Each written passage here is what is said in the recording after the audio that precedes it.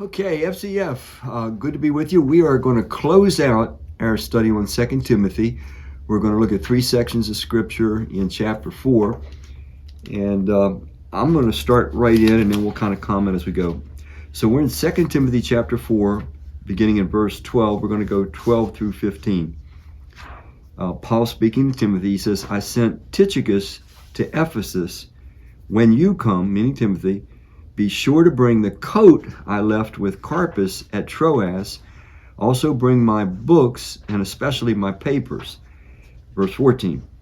Alexander the coppersmith or metalsmith did me much harm, but the Lord will judge him for what he has done. Verse 15. Be careful of him, for he fought against everything we said. Now again, get some context back. We've repeatedly said this. Persecution has broken out in the Roman Empire for the first time. Nero had burned Rome, or so we are led to believe. Most historians will say that he probably was the one that set the fire. He blames it on the Christian community. But the bottom line is you had, 3/4 of a 1 million city population that were homeless, angry. He blames it on the Christian community, and then Nero followed up by starting to arrest Christians in Rome, persecute them in the arena, put them to death. And of course, this is the era where he kills both Paul and Peter. He kills Peter first, and then probably within 6 months he kills Paul. Paul is in jail awaiting his execution. He knows that it's high likelihood that's what's going to occur. So it's become a very dangerous time to be a Christian in the city of Rome. So this is kind of the context.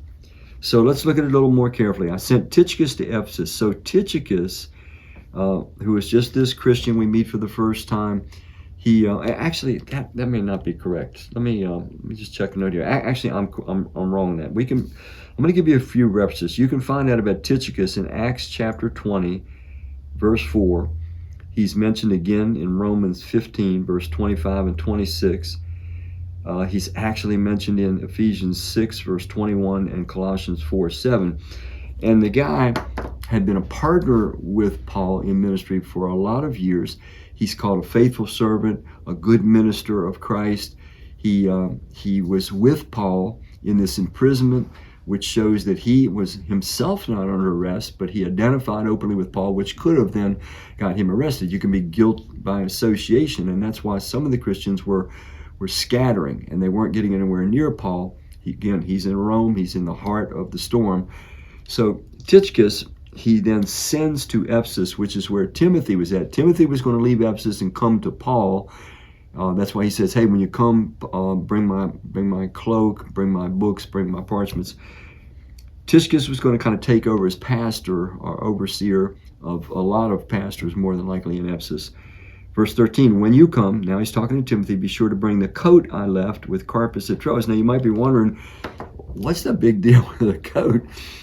Well, in those times, the kind of coat they're talking about, it was a heavy garment. Sometimes it was actually leather or heavy wool, and it was pretty much an all-purpose deal. It kept you, warm in the winter when you're outside, but it could also be used as a blanket at nighttime. And Paul was in prison in Rome. Winter was coming on, because he actually says to Timothy, try to get here before winter.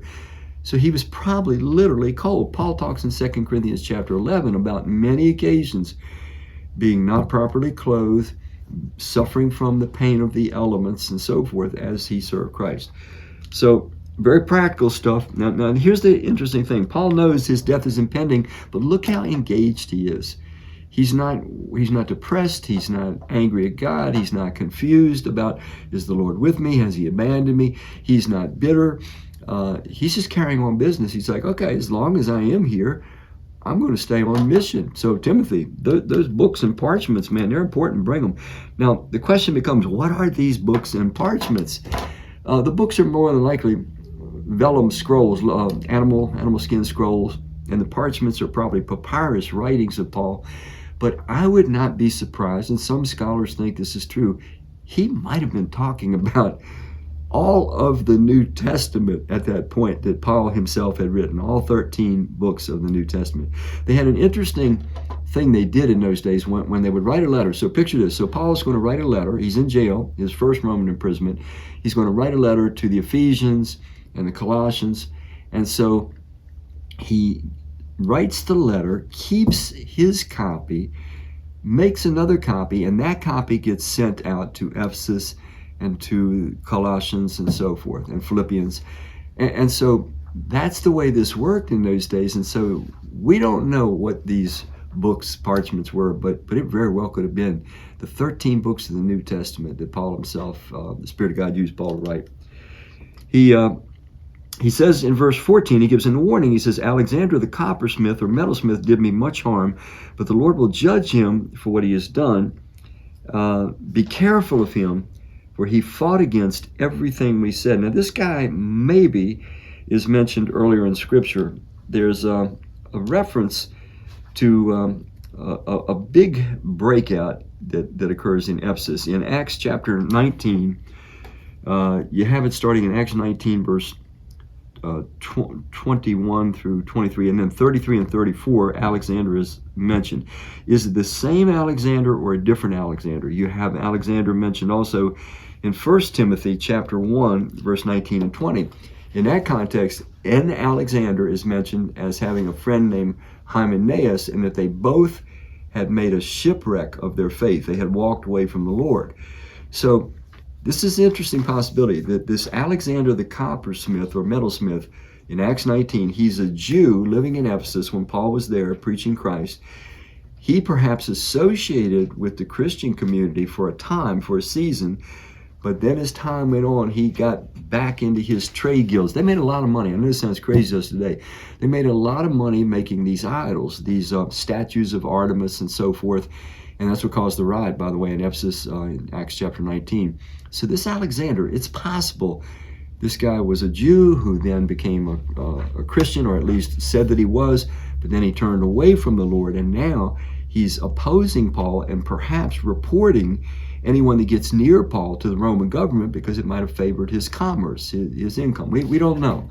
But at any rate, Paul's not bitter at this guy, but he is a realist. And he says, the Lord will deal with this guy. But as for you, Timothy, be careful. Don't go associating with this guy thinking that he's a brother, because he's not. That's essentially the warning, which leads me to believe it is the same Alexander, because why else would Timothy even be concerned, or why would Paul be concerned that Timothy would interact with him? All right, well, that closes out the passage. What I want you to see, though, is here's this man after 32 years of following Christ. He's not ending up the way any of us would. He's not dying peacefully in his bed at home with his loved ones and family gathered around. The other thing I want you to see, he's not just waiting around for the inevitable to come. He's highly engaged. He's carrying on ministry. He's serving Christ. Why? Because he sees himself in light of Christ's promises, that he is an immortal being. He's here for a time until his mission is ended, and then he departs to be with Christ, which is far better. He says that in Philippians chapter 1, verse 21 through 23. I hope each of us can have that same kind of confidence, that same kind of calmness, that same kind of courage, that same kind of engagement with the Lord, with his kingdom, right unto our last breath, regardless of circumstances as well. I'll leave it there because I have more to say for tomorrow. Bye now.